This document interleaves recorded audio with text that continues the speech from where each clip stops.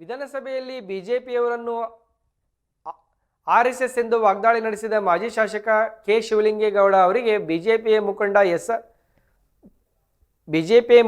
S R Vishwanath ಅವರು ತೀಕ್ಷ್ಣ ಪ್ರತಿಕ್ರಿಯೆ ನೀಡಿದ್ದಾರೆ. ಶುಕ್ರವಾರ ಚಿಕ್ಕಬಳ್ಳಾಪುರದಲ್ಲಿ ನಡೆದ ಕಾರ್ಯಕ್ರಮವೊಂದರಲ್ಲಿ ಭಾಗವಹಿಸಿ ಮಾತನಾಡಿದ ಅವರು ಶಿವಲಿಂಗೇಗೌಡರವರ ಮಾತಿಗೆ ತೀಕ್ಷ್ಣ ಉತ್ತರ ನೀಡಿದರು. ನಾನು ಅವರ ಮಾತನ್ನು ಸರಿಯಾಗಿ ಕೇಳಿಸಿಕೊಂಡಿಲ್ಲ. ಒಂದು ವೇಳೆ ಸರಿಯಾಗಿ ಕೇಳಿಸಿಕೊಂಡಿದ್ದರೆ ಪರಿಸ್ಥಿತಿ ಬೇರೆಯೇ ಇರುತ್ತಿತ್ತು ಎಂದು ಎಸ್ಆರ್ ವಿಶ್ವನಾಥ್ ಅವರು ಹೇಳಿದರು. ಅವರು ಶಿವಲಿಂಗೇಗೌಡರ ಹೇಳಿಕೆಯನ್ನು ಖಂಡಿಸಿದರು ಮತ್ತು ಅದನ್ನು ದಾಖಲಿಸಬೇಕು ಮತ್ತು ಮುಂದಿನ ದಿನಗಳಲ್ಲಿ ತಿರುಗಿಸಿಕೊಡುತ್ತೇವೆ ಎಂದರು. ವಿಧಾನಸಭೆಯಲ್ಲಿ ನಡೆದ ಈ ಘಟನೆ ತೀವ್ರ ಚರ್ಚೆಗೆ ಗ್ರಾಸವಾಗಿತ್ತು.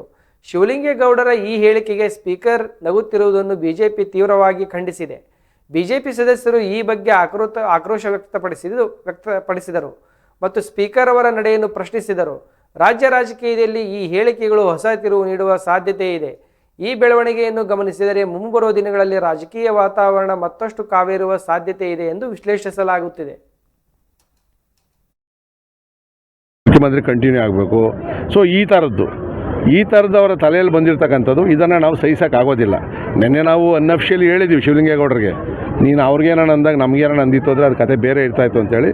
ಮುಂದೆ ಅಂತೂ ಅವ್ರಿಗೆ ನಮ್ದು ಏನು ಬಡ್ಜೆಟ್ ಸೆಷನ್ ನಡೀತದೆ ಅವ್ರಿಗಂತೂ ಹಿಗ್ಗಾಮುಗ್ಗ ತೊಗೊತೀವಿ. ಯಾಕಂದರೆ ನಾವು ಕ್ಷಮಾಪಣೆಯನ್ನು ಕೇಳೋಕ್ಕೂ ಬಿಡಲಿಲ್ಲ. ತೊಗೊಂಬೇಡ್ರಿ, ಕ್ಷಮಾಪಣೆ ಕೇಳಬೇಡ್ರಿ, ರೆಕಾರ್ಡಲ್ಲಿ ಹಂಗೆ ಇರಲಿ ಇವೆಲ್ಲ ಅಂತೇಳಿ. ಯಾಕಂದರೆ ನಾಳೆ ನಾವು ಮಾತಾಡಿದಾಗ ಸ್ಪೀಕರ್ ಏನು ಕ್ರಮ ತಗೊತಾರೆ ಅಂತ ಮಾಡಬೇಕಲ್ಲ. ಸ್ಪೀಕರ್ ಗೊತ್ತು, ಎಲ್ಲ ಕೇಳಿಸ್ಕೊಂಡವ್ರೆ, ನಗ್ತಾರೆ, ಅವ್ರು ಬೈತಾ ಇದ್ರೆ ಅದರ ಕಡೆಗೆ.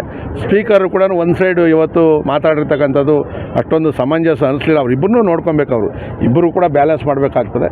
ಅದನ್ನು ಕೆಲಸ ಮಾಡಲಿಲ್ಲ.